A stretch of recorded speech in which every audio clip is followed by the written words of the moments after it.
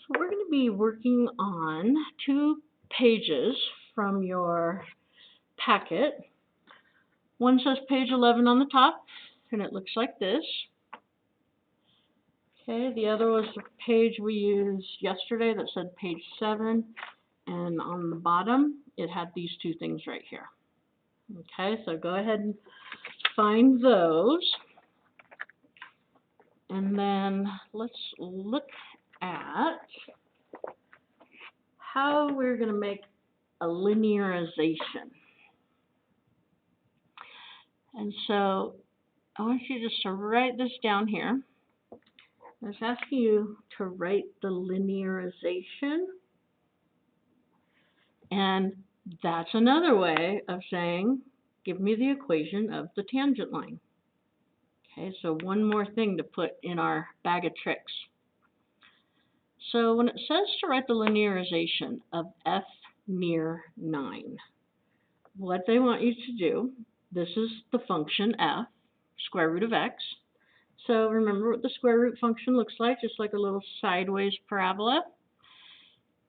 And I look at 9. Square root of 9 is 3 right there. And I'm just estimating what that tangent line would look like when I write that right there.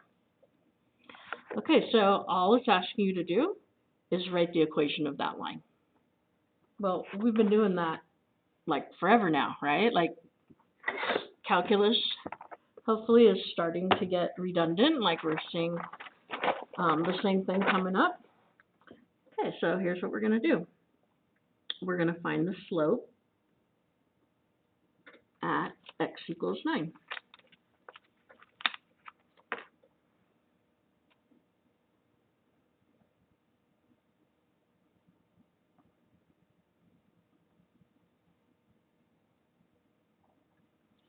And I'm going to use my alternate form of the derivative because I'm finding it at a point.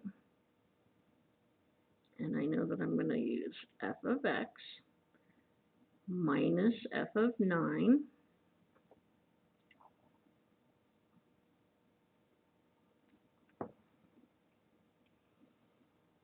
okay.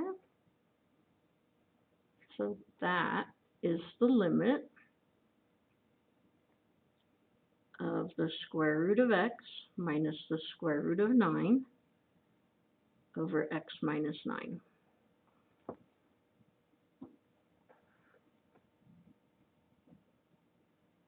And I'm just going to simplify that.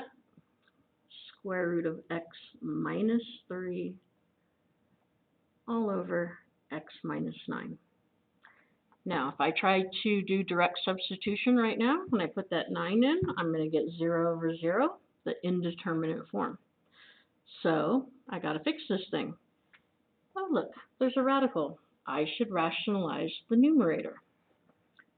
Okay, so limit as x approaches 9 of the square root of x minus 3 times its conjugate, the square root of x plus 3.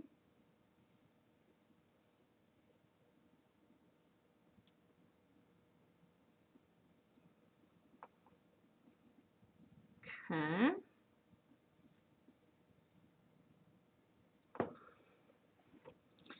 And we can see square root of x times square root of x is x minus 9.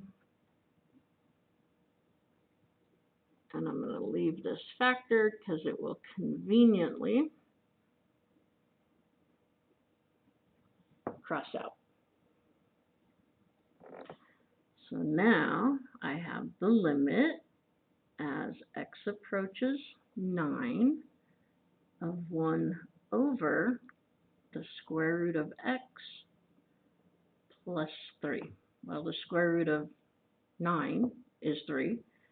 3 plus 3, 1/6. Okay, we just found the slope of the line when x is equal to 6. Okay, so, what am I saying? The slope of the line when x is 9 is 1/6. Okay, so let's kind of see Yeah, that seems reasonable. If I look here, goes up 1/6. Okay, so we're writing a line. So we need a point and a slope. So let's find f of 9, which is the square root of 9, which is 3.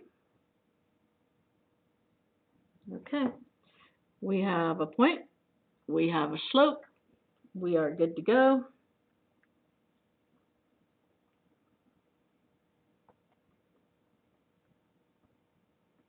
I'm just going to say PSF, point slope formula.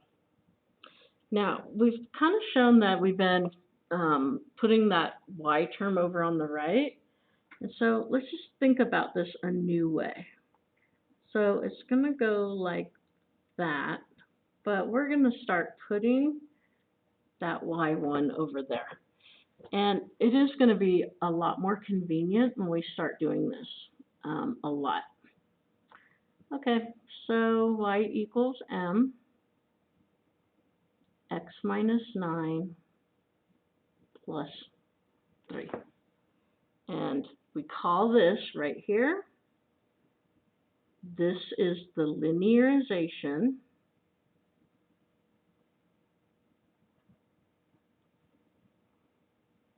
of f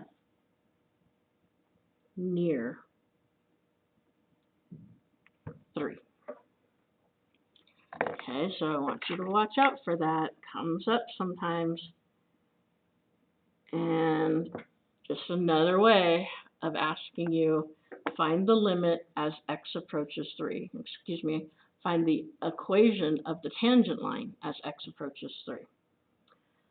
Okay, so remember we talked about that, like calculators and stuff use a linearization. So let's go ahead and use our equation.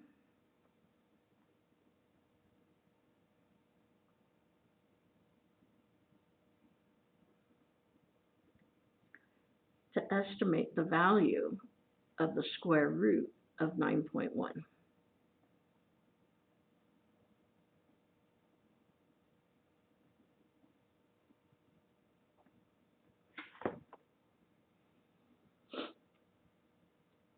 Okay, so that is what we're going to put in for x.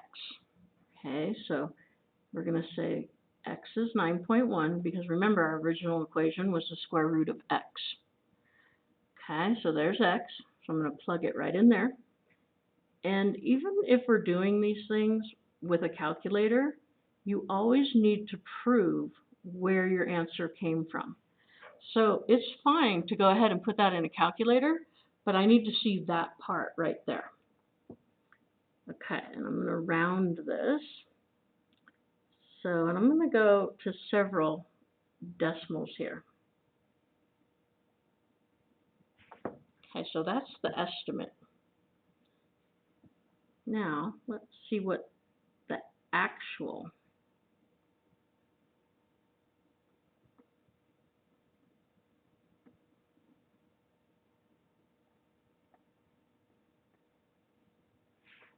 and I'm just going to put that into a calculator.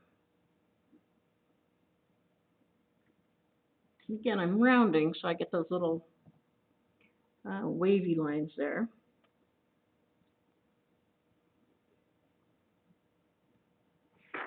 So notice this is pretty darn accurate.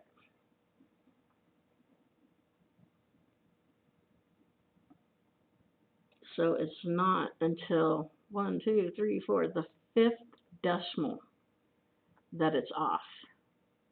So you can see it's a pretty good method.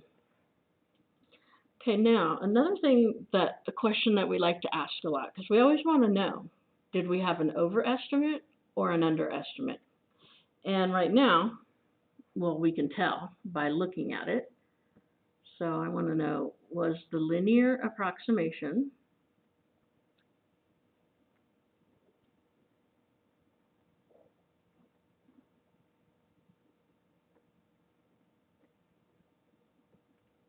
an overestimate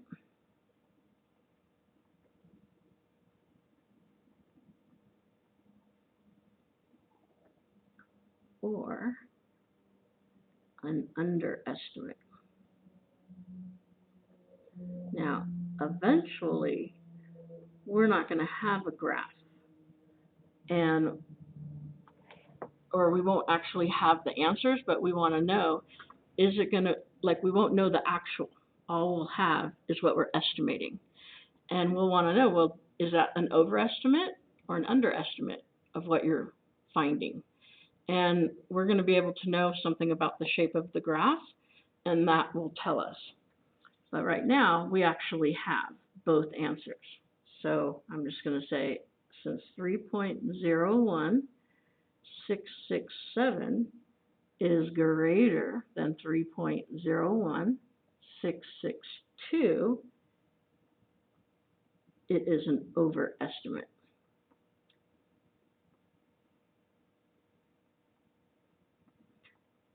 And if we were to just look at the graph, you'll see why that happens. So if I go back here, well, notice how this graph is it's turning down. We would say it's concave down, and this line is above the graph. So it's just slightly above it. So that tells us that it's going to be an overestimate. So if we knew what the shape of the graph looked like around that point, we would know right away whether we were going to have an overestimate or an underestimate. Okay, let's stop there.